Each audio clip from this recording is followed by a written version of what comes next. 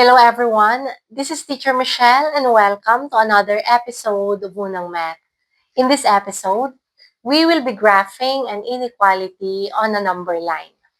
Okay, we already know that inequality uses inequality symbols like less than, greater than, less than or equal to, and greater than or equal to. Okay, when we say number line, on a number line, the values on the right side are larger than the values on the left side. Or we can also say that as we move on the right side, number becomes larger. And as we move on the left side, number becomes smaller. So how are we going to graph an inequality on a number line? Okay, take a look at this first inequality. X is greater than A. This means that the values of X are greater than A. Let's say A is 5. So the values of X are greater than 5, but 5 is not included in those range of values. Okay, let's graph X is greater than 5. So if A is 5, then the graph means that all these values are greater than 5. But take note, 5 is not included in those range of values. If they ask a more specific numbers like integers, then we have 6, 7, 8. So these and so on. So these are the values of x greater than 5. Okay, what about number 2? We have here x is less than a. Let's say a is 5. So the values of x are less than 5, and 5 is not included in those range of values. So to graph this inequality, so if a is 5, then the values of x less than 5 are these values. 5 is not included in those range of values. Okay, if they ask a more specific values like integers, then we have 4, 3, 2, and so on. These are all less than 5. Okay, what about this third inequality? X is greater than or equal to A. Okay, let's say A is 5. So the values of X are greater than or equal to 5. This time, 5 is included in those range of values. So to graph this inequality, so if A is 5, okay, the values of X are greater than or equal to 5. So these are the values, including 5. So if they ask a more specific numbers like integers, then we have 5, 6, 7, 8, and so on. Okay, for number 4, x is less than or equal to a. Let's say a is 5, so the values of x are less than or equal to 5. Okay, 5 is also included in those range of values. So if we will graph this inequality, if a is 5, then 5, and we move to the left, all these values are less than or equal to 5. Okay, again, 5 is included in those range of values. Okay, if they ask some more specific numbers like integers, then we have 5, 4, 3, 2, and so on. Okay, let's have another example by answering this concept check question. Solve the following linear inequality and represent its solution on a number line. Okay, number 1 is x plus 2 is less than 6. Okay, to find the values of x, we will transpose or move 2 on the other side. Since this is plus 2, if we will move, this becomes minus 2. So x is less than 6 minus 2 is 4. So x is less than 4. Okay, now let's graph this solution of this inequality. Okay, if this is 4, x is less than 4, meaning 4 is not included in those range of values. So what are the values? Okay, less than 4. if these are whole numbers, then we have 3, 2, 1, and so on. So we have to move to the left.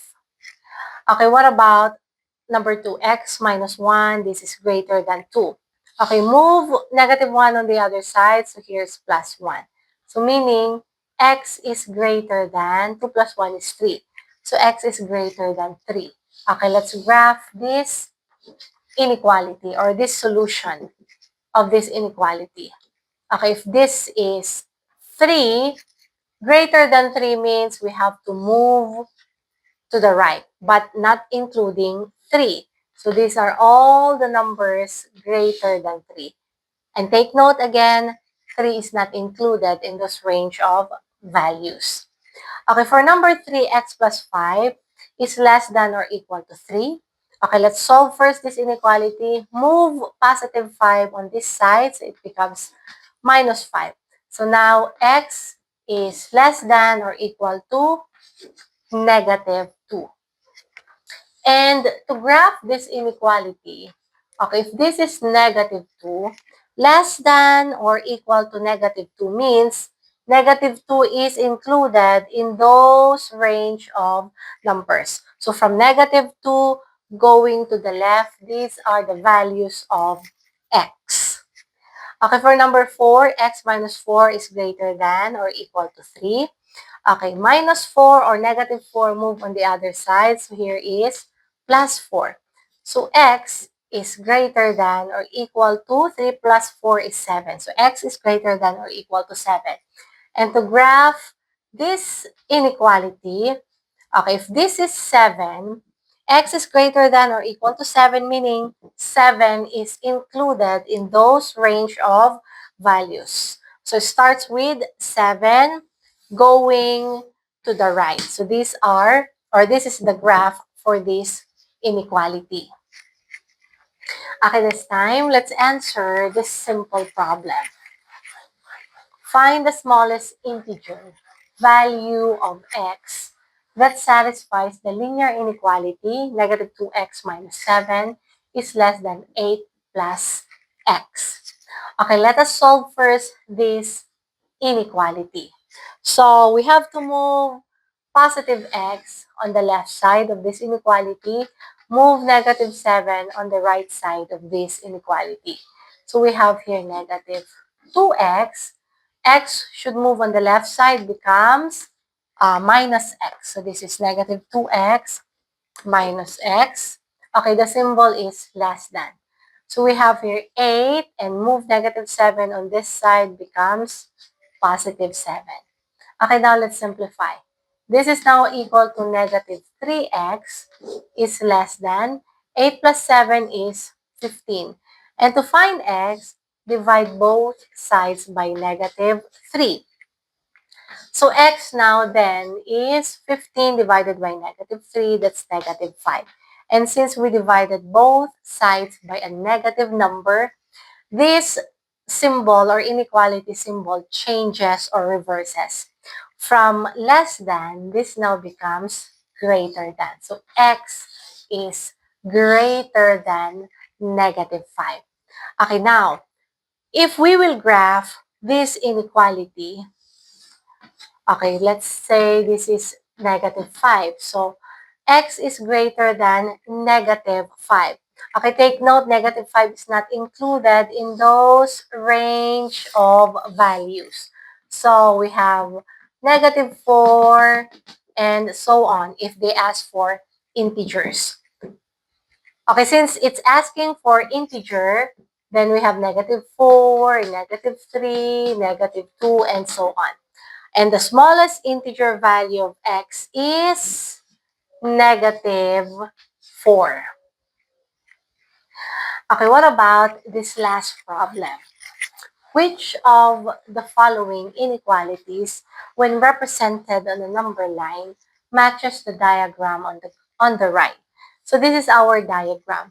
And as we can see, if we will write an inequality about this number line, x is greater than 5. So 5 is not included in those range of values. So which of these inequalities matches this diagram or this inequality? X is greater than 5. Okay, let's take a look at the first inequality. So 3x plus 3 is less than negative 12. Okay, move 3 on the other side, so it's minus 3. So 3x is less than negative 15. Okay, divide by 3. So x is less than negative 5. So this is not the correct answer we're looking for. What about number 2? 2x minus 7. So move minus 1 on the other side. So this is now plus 1. So we have here 2x is greater than 8. Divide by 2, then x is greater than 4. Okay, this is not also the answer we're looking for. What about number 3? Okay, negative 2x plus 9 is greater than x minus 6. Move 9 on this side, so this becomes minus. And x on the other side, so this is now minus x. So this is negative 3x is greater than negative 6 minus 9 is negative 15. And divide both sides by a negative 3. So x is, since we divided both sides by a negative number, the sign reverses. So instead of greater than, this now becomes less than. Negative 15 divided by negative 3, then this is positive 5. So x is less than 5. So this is also not the answer we're looking for. Okay, what about number 4? So x should move on the other side. So we have negative 4x minus x, then that's negative 5x. Okay, now 12 move on the other side. It's positive. So if we move here, it becomes minus 12. So negative 13 minus 12, then that's, okay, negative 25. Okay, the symbol is less than. Okay, divide both sides by negative 5 and simplify.